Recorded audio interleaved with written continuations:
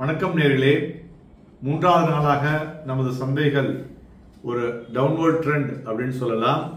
So escalating geopolitical concerns இந்த middle ஈஸ்டும் plus cautious commentary from the US Fed அதை பற்றி பின்னாடி பார்ப்போம்.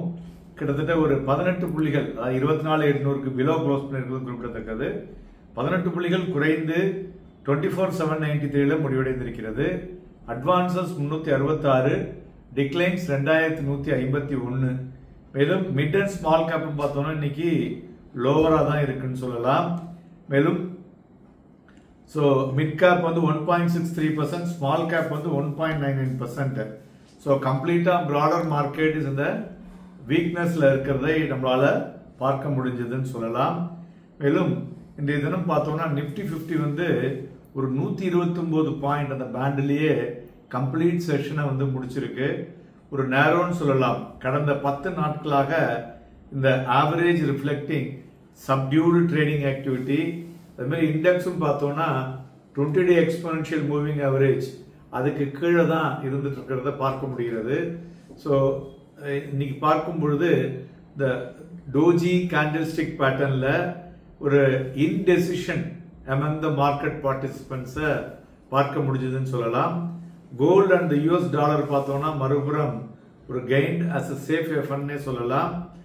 ஏன்னா மெயினா யூஎஸ் பிரசிடென்ட் டொனால்ட் ட்ரம்பினுடைய remark, the US may or may not participate in Israel's military operations against Iran அப்படின்னு சொல்லியிருக்கிறது the risk of border conflictனு சொல்லலாம். பட் அதனாலதான் இன்னைக்கு பாத்தீங்கன்னாக்க நிறைய செக்டார்ஸ் வந்து இன்னைக்கு வீழ்ச்சியை தழுவியது.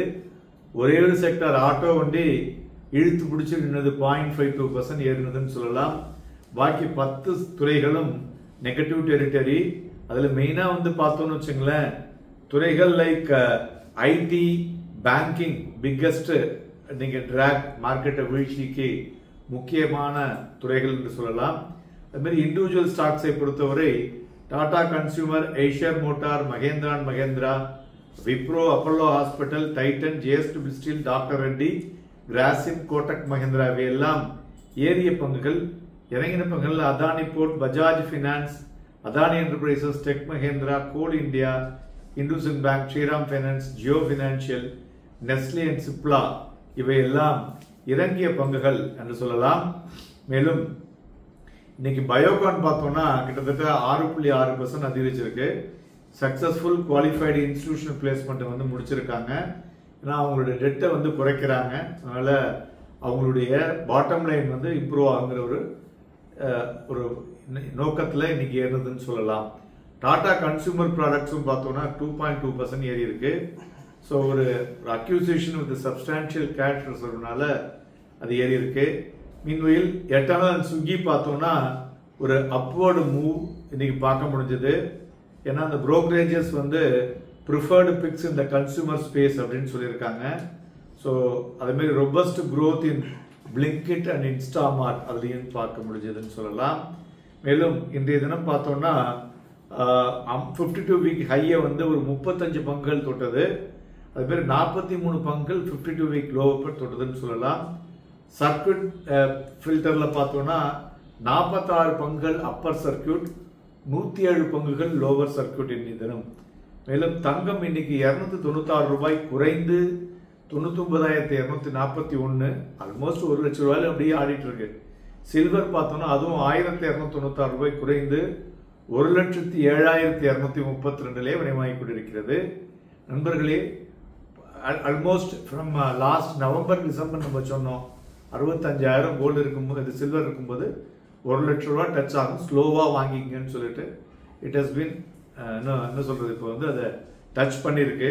அது மாதிரி க்ரூடு இன்னி தினம் 130 ரூபாய் அதிகரித்து 6,464 வணிகமாகிக் கொண்டிருக்கிறது. மேலும் இன்றைய தினம் பார்த்தோம்னா ருப்பி வந்து 30 பைசா வீழ்ச்சி அடைந்து 86.73 இருக்கிறது. மெயினா அந்த யூஎஸ் ஃபெடரல் அவுட்லுக் பார்த்தோம்னு வச்சுங்களேன், அவங்க என்ன சொல்லியிருக்காங்கனாக்கா இந்த வருடத்துல 50 பேசிஸ் பாயிண்ட்ஸ்ல ரேட் கட் இருக்குன்னு சொன்ன இடத்துல they have reduced 25 basis points cut. ரெண்டாவது அவங்களுடைய இந்த போன வாரத்தினுடைய ஜாப்லெஸ் கிளைம் பார்த்தோம்னா வீழ்ச்சி அடைந்திருக்கிறது. பட் இந்த வாரம் அதிகரிக்கும் என்ற எதிர்பார்ப்பும் இருக்கிறது என்று சொல்லலாம். அதே மாதிரி இஸ்ரேல் ஈரான் அது பார்த்தீங்கன்னா மறுபடியும் ஒரு மாதிரி ஒரு இன்டெசிசிவா இருந்துட்டு இருக்கு. ஸோ அது வந்து இந்த வாரத்துக்குள்ள முடியும்னு எதிர்பார்க்குறாங்க. மூன்றாவது பார்த்தோம்னா செபி வந்து சிம்பிளிஃபையிங் ரூல்ஸ் பிளஸ் ஒரு ரெகுலேஷன்ஸ் எல்லாம் வந்து நிறைய ஒரு இம்பார்ட்டன்ஸ் கொடுத்து ஃபாரின் ஃப்ளோ வந்து உள்ள வரணுங்கிறதுக்காக இந்த G-Sex-ல வந்து நிறைய பண்ணியிருக்காங்க. இது வந்து positive to the market. So அதனால இன்ஃப்ளோ வந்து G-Sex-ல FI வந்து கூட வரும் என்று எதிர்பார்க்கலாம். மேலும் நெஸ்லே வந்து பார்த்தீங்கன்னாக்க இதுதான் அவங்களுடைய லிஸ்டிங்லேயே first time bonus share announce பண்ண போறாங்க. டேட் வந்து 26/6 வந்து ஃபிக்ஸ் பண்ணியிருக்காங்க. தட் இஸ் நெக்ஸ்ட் தேர்ஸ்டே அன்னைக்கு. அதுபோல HDB ஃபினான்ஷியல் சர்வீசஸ் HDFC-னுடைய சப்சிடரி எல்லோரும் நீங்கள் ஆவலாக எதிர்பார்த்த IPO நெக்ஸ்ட் வீக் 25ஆம் தேதி ஓபன் ஆகுது, 27 க்ளோஸ் ஆகுதுங்க.